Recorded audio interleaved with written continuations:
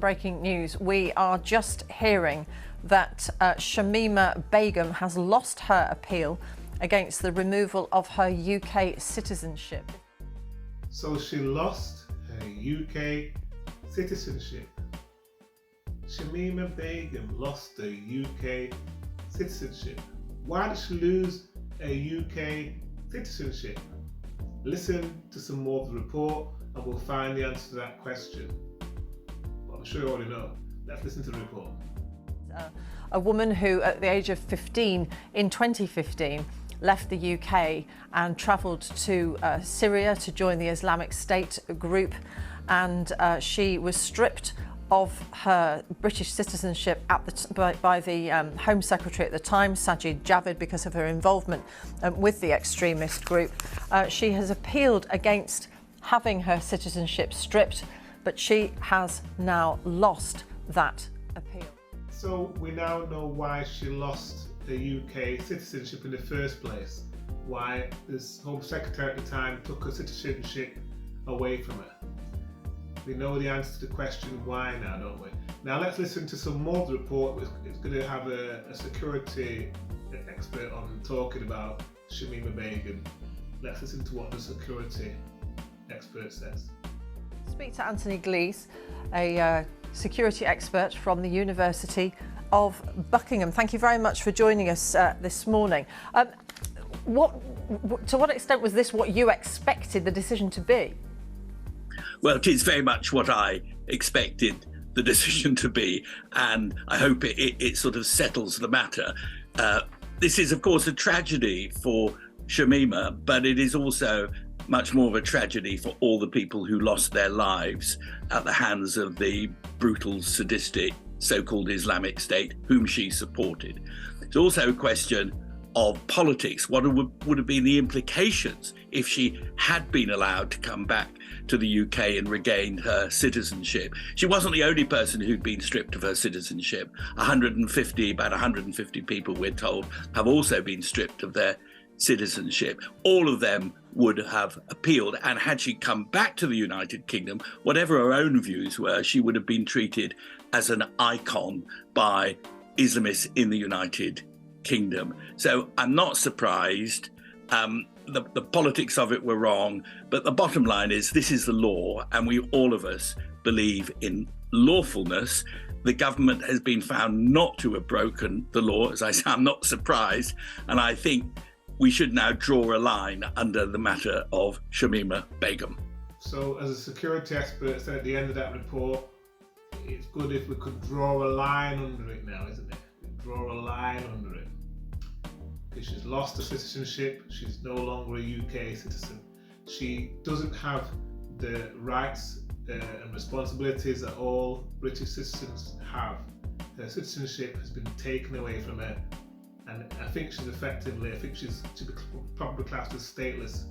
Now we're going to look at briefly at a report from Alison Pearson. And it's interesting that she's called Alison Pearson because the report that she wrote, the opinion that she wrote in the Telegraph newspaper was very piercing indeed. But anyway, let's have a look at what Alison wrote, because Alison wrote a scathing attack on Shamima Begum. And when you listen to the report, we'll look at what Shamima's done and read through it. You can understand why Alison feels the way she does. Let me just read a little bit of this report to you.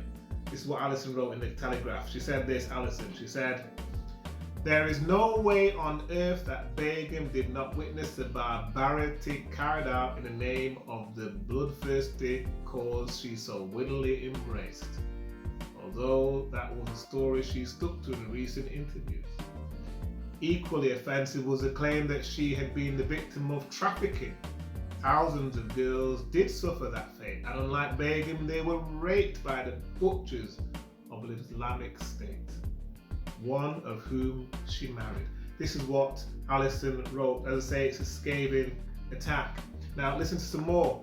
She said this: "You all remember how the so-called jihadi bride left the UK in 2015 when she was 15 years old, schoolgirl, to join the Islamic State. Now 23, living in a Syrian refugee camp, she has been miraculously transformed from the defiant, black-clad young woman who described the bombing of the Manchester Arena and the murder of 22 innocents as justified into a polished and contrite media performer in Western clothes, albeit one with a highly convenient amnesia. So she does make a good point there, doesn't she? Begum seems to be having memory lapses when it's convenient. I think that's the point she's making there. But anyway, in the article, this is what she does go on to say. Like I said, I'm not reading the whole thing because it'll take too long, but listen to what she says here. She said, talking about the documentary the BBC commissioned and did for Begum as a star of the documentary, despite all the stuff she's done and she's been shown to have done. This is what Alison wrote about the documentary and the BBC commission. Listen to what she said, Alison. She said, "I dipped into the documentary recently and saw Begum with affectionately blow-dried hair and flattering makeup explaining how she'd been wholly unaware of ISIS beheading charity workers and journalists, even though those sickening orange-clad executions received wall-to-wall coverage on the news before she left for Syria. Instead, she claimed that she had seen only uplifting propaganda of a sunlit park and children playing in Raqqa. I switched off in disgust," that's what she said. How stupid does Begum, who also denies witness claims that she was a brutal enforcer of ISIS rules, think we are? And she said, that part where she said, "I switched off in disgust." I never been switched on, to be honest. I didn't even switch on. Your license fee going to that, it's ridiculous, really, isn't it? An Australian journalist called Rita Pananai said this on Twitter regarding the documentary. This is what Rita Pananai said. She said, "This is beyond shameful. She was fine with innocent people being enslaved and beheaded by the Islamic State monsters she joined." So she was talking about the documentary. She was saying that she wasn't happy. And Darren Grimes, he said, "Are you all right with your license fee, dosh, being spent on this?" So people questioned it because the BBC gave a documentary and all that coverage and obviously exposure, podcast and all the rest of it. And a lot of people were not happy, were they, about what happened there because of the things she'd done. Then the final bit I want to read from this report, like I say, what with it all, but just this final bit.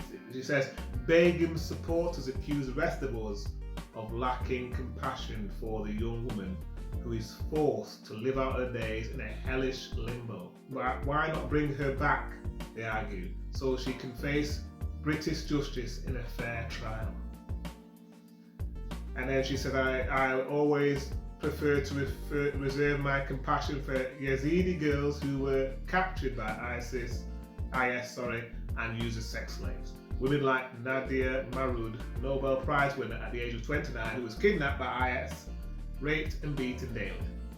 So she's not sympathetic towards Shamima Begum in the slightest in this report here.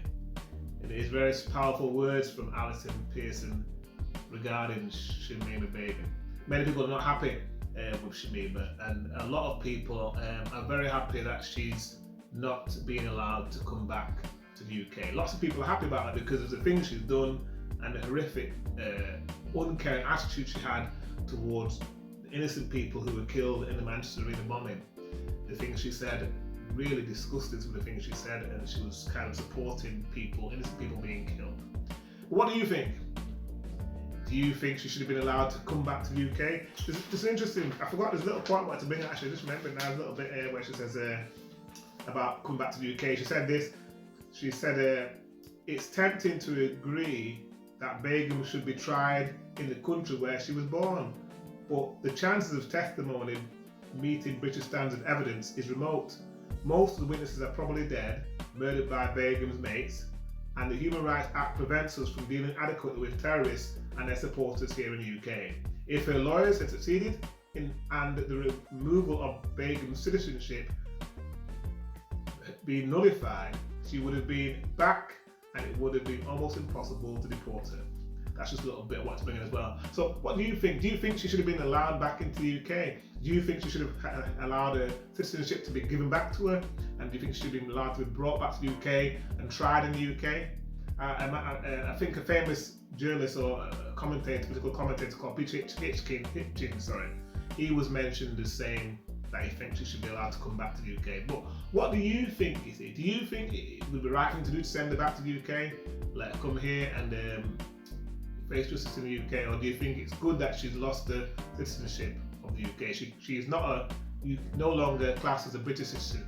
Really, my view of being a British citizen is that it's really a privilege and one that we shouldn't take for granted, in my personal opinion, because at the end of the day, you've got rights and you've got responsibilities as a British citizen, and you should really respect the country that you are in, shouldn't you? When you're in the UK, a great country, you should really be grateful, because it is a brilliant country to live in, and it's very tolerant as well.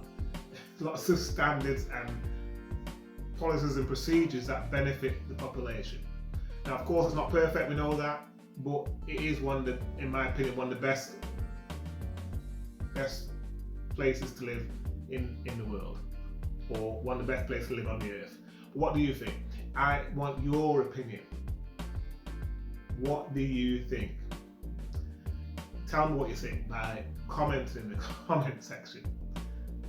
And I look forward to hearing your comments. And don't forget to like and subscribe, because I need as many people as possible so I can get to 1,000 subscribers. Thank you for watching, and I hope you have a nice time with your family and friends. Thank you for watching. Take care.